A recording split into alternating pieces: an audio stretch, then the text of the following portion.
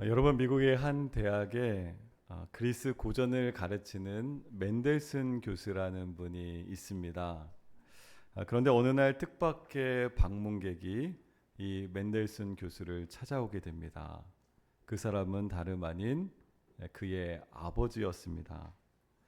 80대 노인이 된 자신의 아버지가 아들 교수를 찾아와서 이렇게 말합니다.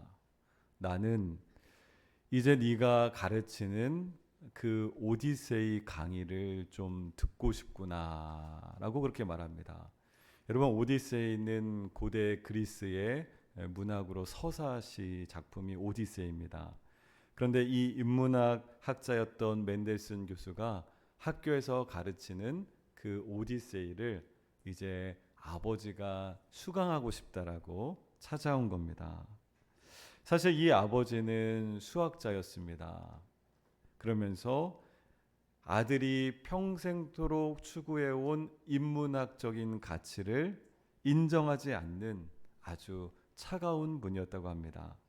그래서 세상을 바라보는 방식이 너무나 달랐던 이 두 부자지간은 항상 서로 밀어내고 상처를 주면서 그렇게 소원하게 지내왔었습니다. 살아왔습니다. 근데 아버지의 예상하지 못한 이 요구로 인해서 16주 동안의 오디세이 강의가 진행이 됩니다. 80대 학생인 아버지와 50대 교수인 아들이 한 강의실에서 매주 만나는 겁니다. 때로는 견해가 다르기 때문에 서로 부딪히기도 했습니다. 그런데 16주가 흘러가면서 놀랍게도 두 사람은 서로의 존재를 인정하게 됩니다. 그리고 서로 가까이 다가서게 됩니다. 그리고 한 학기 강의가 모두 다 끝났을 때 이 아버지와 아들은 그리스로 화해의 여행을 떠납니다. 여러분, 저는 신문에서 이 이야기를 보면서 굉장히 감동적이었습니다. 그런데 저는 이 이야기 속에서 50대 성공한 그 아들의 내면에 웅크리고 있는 한 마음, 감정을 보게 되었습니다. 아버지에게 인정받고 싶었던 그 간절한 마음을 보게 되었습니다. 세상 사람들은 이미 그가 대단한 인문학적인 소양을 갖춘 아주 탁월한 교수라고 그렇게 인정했습니다. 하지만 그의 마음속에는 여전히 한켠에 아빠 나 잘했죠. 아빠 나 자랑스럽죠. 라는 그런 인정받고 싶은 강한 내면의 욕구가 있었던 겁니다. 아버지의 칭찬과 인정에 목마른 소년과도 같은 그런 마음이 그 속에 있었던 겁니다. 여러분, 우리들은 어떻습니까? 우리 내면에도 이와 비슷한 갈망이 있지 않습니까? 누군가에게 인정받는다는 것 참 즐겁고 기쁜 일 아닙니까? 가정에서도 직장에서도 또 교회에서도 인정받고 칭찬받으면 얼마나 기분이 좋은지 몰라요. 여러분, 저는 인정받는 것을 좋아하는 목사일까요? 싫어하는 목사일까요? 말해 뭐합니까? 인정받고 싶죠. 성도님들한테 인정받고 싶고 또 여러 분들한테 인정받고 싶고 인정받고 싶은 그런 욕구가 누구나 다 있습니다.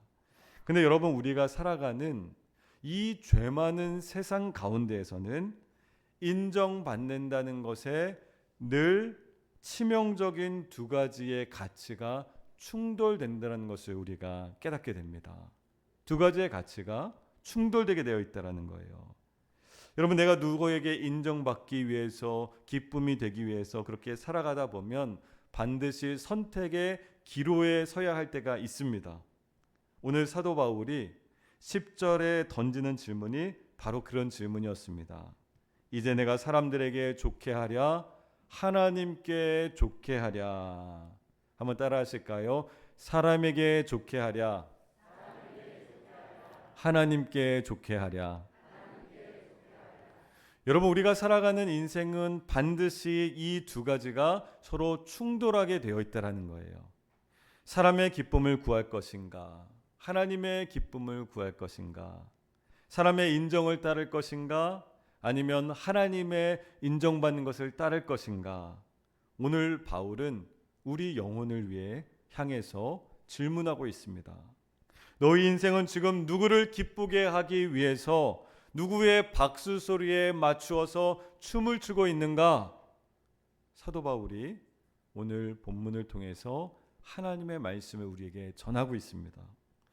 여러분, 당시에 갈라디아 교회, 오늘 우리가 읽은 이 갈라디아서가 쓰여진 갈라디아 교회에는 아주 심각한 문제가 생겼습니다. 그곳에 몰래 들어온 거짓 교사들, 율법주의자들이 성도들의 마음을 마구 흔들어 놓은 겁니다. 그들의 주장을 들어보면 아주 그럴듯해요. 예수님의 십자가 은혜, 그거 너무 좋지. 하지만 구원받는 데 있어서 구원이 그렇게 거저 공짜로 주어지는 거라면 누가 열심히 교회에 와서 봉사하고 헌신하려고 하겠어?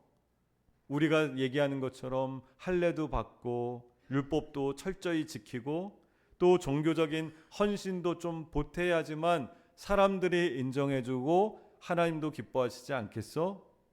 이게 바로 율법주의자들, 거짓 교사들이 성도들을 어지럽혔던 그런 주장이었습니다. 여러분, 이 말이 어떻게 들립니까? 사실 타락한 우리의 본성 가운데서는 오직 은혜의 십자가라는 복음보다 이 말이 더 훨씬 합리적으로 들릴 수 있다라는 거예요. 왜냐하면 우리 인간은 끊임없이 내가 무엇인가 할 수 있고, 아니 반드시 내가 해야만 하고 내가 기여해야 한다라는 공로의식이 우리의 죄성 가운데 있기 때문에 그렇습니다. 바로 이것이 율법주의자들이 퍼뜨린 가짜 복음이었어요. 너의 힘으로 1%라도 보태서 너의 존재를 증명해 보렴. 이것은 기독교 신앙을 거룩한 포장지로 씌워 놓았지만 실상은 사람들의 자존심을, 욕구를 만족시키는, 사람을 기쁘게 하는 모습이었던 겁니다. 내가 이만큼 종교적인 행위를 했으니 교회 사람들도 나를 경건하다고, 나를 인정해 줘야 해. 이런 모습이었다는 거예요. 그래서 바울은 이런 모습을 우리가 읽은 본문 앞서 9절에서 다른 복음이라고 강하게 저주하고 있습니다. 다른 복음이라는 거예요. 왜요?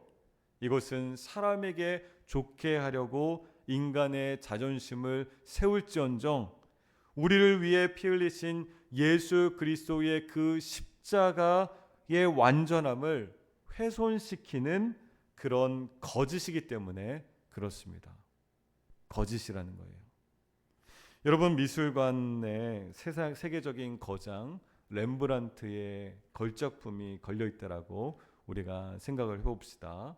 지금 여기가 미술관이고 아주 대단한 걸작품이 걸려있어요. 아마 수천억 원짜리 명화가 걸려있는 겁니다. 그런데 그 그림을 보고 있던 어떤 한 남자가 주머니에서 뭔가를 끄집어냅니다. 보니까 크레용을 가지고 왔어요. 근데 저벅저벅 그림 앞으로 다가가더니 그 그림 한 귀퉁이에 자기 이름을 이렇게 적습니다. 놀라지도 않으시네요. 그 수천억짜리 명화에다가 자기 이름을 크레용으로 막 이렇게 적어놓는 거예요. 그리고 헛기침을 하면서 이렇게 얘기를 합니다.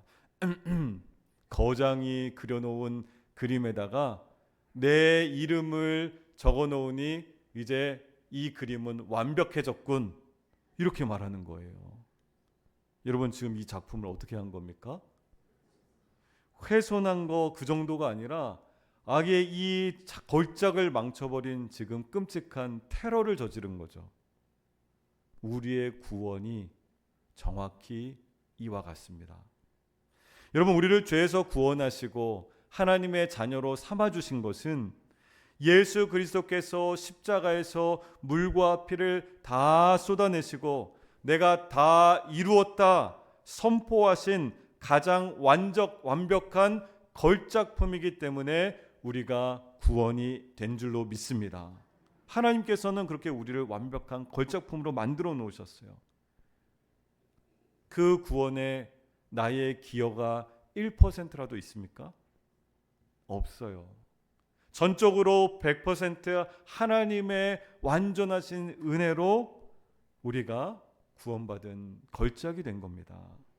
그런데 우리는 자꾸만 그 십자가라는 걸작의 한 구석에다가 나의 종교적인 열심, 나의 봉사, 내가 기여한 것들의 이름을 남기고 싶어 한다는 거예요.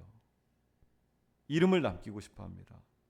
그래야만 사람들 앞에서 나도 이 정도 했어, 나 이 정도 했어 인정받으며 내 자존심을 챙기려고 합니다. 여러분, 이 두 가지의 충돌 앞에서 사도 바울이 피를 토하는 심정으로 오늘 본문 10절을 말씀하고 있는 거예요. 내가 지금까지 사람의 기쁨을 구하였다면 나는 주의 종이, 예수의 종이 아니다. 그렇게 말하고 있습니다. 여러분, 사람을 기쁘게 한다는 것은 나의 행위와 성과로 스스로를 증명해내야만 직성이 풀리는 지극히 인간적인 욕구를 말하는 겁니다. 그런데 본문에서 사도 바울은 사람의 인정을 구하는 그런 삶을 영영히 쓰레기통에 던져버렸다, 그렇게 말씀하고 있는 거예요. 그렇다면 서로 충돌하는 이 가치 중에서 사도 바울이 선택한 하나님을 기쁘게 하는 것은 무엇을 말씀하는 겁니까? 내가 뼈 빠지게 헌신해서, 내가 이렇게 대단한 실적을 내서 하나님을 기쁘시게 만들어야지, 이게 아닌 겁니다. 예수님께서 십자가에서 피로 완성하신 그 완전한 걸작품에 나의 공로를 끼워 넣어서 크레파스로 내 이름을 적어서 그렇게 하는 것이 아니라 두 손 번쩍 들고 항복하며 그 은혜의 100% 은혜를 온전히 누리게 되는 것, 이것이 바로 하나님을 기쁘시게 하는 우리 성도의 삶이었던 겁니다. 여러분, 내 인생이 나의 공로가 아니라 전적인 은혜임을 인정하는 것, 그것이 바로 하나님을 가장 기쁘게 하는 일인 줄로 믿습니다. 그런데 바울이 어떻게 이런 위대한 고백을 할 수가 있었을까요? 11절과 12절을 보게 되면 바울은 자신이 깨달은 복음이 사람에게 배운 것이 아니다라고 그렇게 말씀합니다. 철저히 예수 그리스도의 계시로 말미암았다라고 그렇게 고백하고 있습니다. 여러분, 과거의 유대교 제1의 엘리트였던 사도 바울은 자신의 힘과 율법으로 종교적인 걸작품을 완성할 수 있다라고 철저하게 믿었던 사람이었습니다. 굳게 믿었어요. 화려한 종교적인 이력서로 따지면 사도 바울을 능가할 만한 사람이 별로 없었습니다. 대단한 열심을 가진 청년 바울이었어요. 그래서 기독교인을 핍박하는 일에 앞장섰고 기독교인들을 죽이는 일에도 앞장섰던 사람이 바로 이 바울이었습니다. 그런데 다메섹 도상에서 예수님을 만나게 되고 예수님의 그 계시가 사도 바울을 다 덮쳤을 때, 십자가의 그 계시가 그의 인생을 덮었을 때 그는 충격적인 진실을 깨닫게 된 겁니다. 자신이 그동안 그렇게 땀 흘려서 써내려갔던 그 종교적인 화려한 이력서가 거룩하신 하나님 앞에서는 한낱 지저분한 크레용으로 적어놓은 낙서밖에 안 된다는 것을 깨닫게 된 겁니다. 그래서 10절 하반절에 바울은 화려한 그 이력서 다 찢어버리고 스스로를 그리스도의 종이다 라고 그렇게 말합니다. 그리스도의 종이다. 여러분, 이 종이라고 번역된 헬라어는 둘로스라는 단어를 씁니다. 한번 따라해 보실까요? 둘로스. 둘로스라는 단어를 써요. 근데 이 둘로스라는 단어는 메이다, 묶이다라는 데오라는 동사에서 파생된 단어가 이 둘로스입니다. 여러분, 직장에 다니는 직원은 자기 이력서가 필요하죠. 자기 이력서를 통해서 사람들에게 성과를 증명해야 됩니다. 그러나 둘로스, 즉 주인의 종, 노예로 주인의 소유가 된 자는 완전히 묶여버린 노예에게는 이력서가 필요합니까? 필요 없습니까? 필요 없는 거예요. 필요 없습니다. 노예는 자기의 성과를 증명해서 밥을 먹고 사는 사람이 아닙니다. 오직 주인의 은혜와 자비, 전적으로 주인의 은혜에 매달려서 살아가는 것이 바로 종이라는 거예요. 둘로스라는 거예요.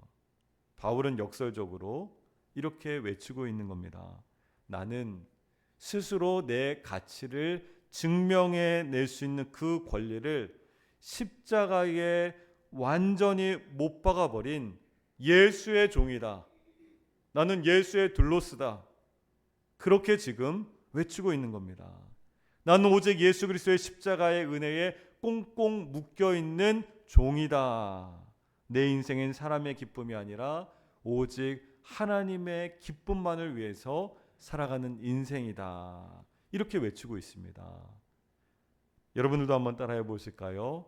나는 주님의 종입니다. 네, 나는 주님의 종, 주님의 둘로스라는 거예요. 주님께 묶여있고 주님께 매여있다라는 겁니다. 사랑하는 우리 성도 여러분, 우리의 인생은요, 사람의 기쁨을 구하는 그런 무대가 아닙니다. 우리의 인생의 유일한 목적이자 소명은 오직 하나님의 기쁨을 위해서 사는 것인 줄로 믿습니다. 우리 이 시간에도 끊임없이 나 괜찮은 사람이야, 내 인생 그럴듯해, 이것을 증명하기 위해서 얼마나 숨을 헐떡거리면서 그렇게 살고 있습니까? 무거운 영적인 가면을 쓰고 사람들의 인정을 추구하면서 그렇게 살고 있다라는 겁니다. 여러분, 지난주에 제가 전했던 말씀 기억나십니까? 거울 속에 비친 나의 모습은 세상의 평가와 기준이 아니라 하나님께서 보배롭고 존귀하게 만들어 놓으신 하나님의 놀라운 자녀의 모습이다. 아마 기억나실 겁니다. 그런데 그렇게 우리가 우리의 신분에 대해서 내가 하나님의 보배롭고 존귀한 아들, 딸, 자녀라는 그 신분에 대해서 확실하게 깨달은 다음에, 그 다음에 무엇이 있어야 됩니까? 우리는 그리스도인으로서의 성장이 있어야 되는 거예요. 성장해야 됩니다. 그런데 성장을 가로막고 있는 그 걸림돌이 되는 것이 바로 내 안에 있는 인정받고자 하는 욕구, 내 안에 있는 하나님의 걸작품으로 만족하지 못하는 나의 공로사상이었던 거예요. 교회 안에 이런 공로사상들이 얼마나 많이 들어와 있습니까? 얼마나 많은지 몰라요. 오늘 하나님께서는 그 가면을 쓰고 지쳐있는 우리에게 다가와 말씀하시는 겁니다. 사랑하는 내 아들아, 사랑하는 내 딸아, 제발 너를 위해서, 사람들 위해서 너 증명하려고 그렇게 애쓰지 말아라. 네가 애써 그린 삐뚤빼뚤 낙서장 같은 그런 그림이라도 상관없어. 내가 예수의 피를 통해서 다 걸작품으로 만들어 놓았단다. 다 완성해 놓았단다. 하나님께서 그렇게 말씀하시는 거예요. 우리를 존재 자체로, 또 우리를 성장하기 위한 그런 하나님의 자녀로 불러주신 줄로 믿습니다.